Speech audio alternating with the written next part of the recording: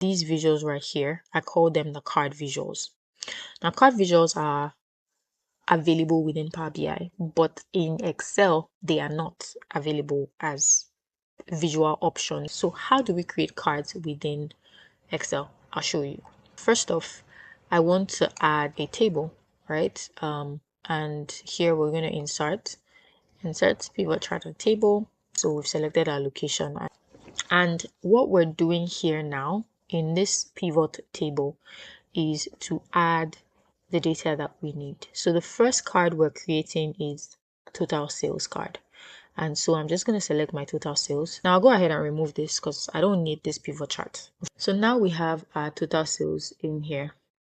We're just going to call out that value in another cell, and I don't want to reference this. I don't want to. So I'm just going to go ahead and select B17. Now here, I'm going to go ahead and edit my number formats. So this, I want it in just one decimal place. Now, how do we create our card visual? I'm going to be inserting a shape. Now, this is the shape I want. You can use whatever shape you prefer. This is the shape I want, the rounded rectangle. I'm going to draw that out.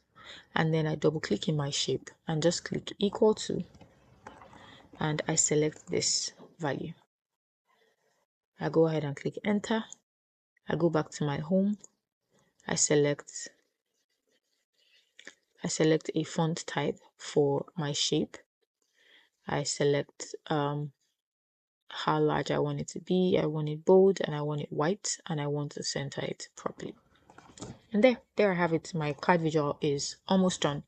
The next thing I'm going to do is to add the title for my card visual. So this is how I like to do it. You can honestly do it anyhow you like, but I add a text box right in there, right? And I go ahead and put the name of my visual. I'll center whatever is in here as well. I'll go ahead and edit it the same way. I'll fill it, and I'm going to take out the shape outline. I don't want any shape outline in here, and I think I want it bold as well. So I'll try and center this as much as possible. Just place it how I want it to be, and there. Now what I like to do is to group. So I select both, I right click, and you see this option to group. I go ahead and group it. What this means is I can move both at the same time. I can still move them individually, right? But I can move them as a group. Now, I don't need these here. What I like to do is move these out of my working area, right? So I'm just going to cut them, and I will go way out of line. So I don't think I'm going to be doing anything in here, and paste them in here. It shouldn't affect the values here.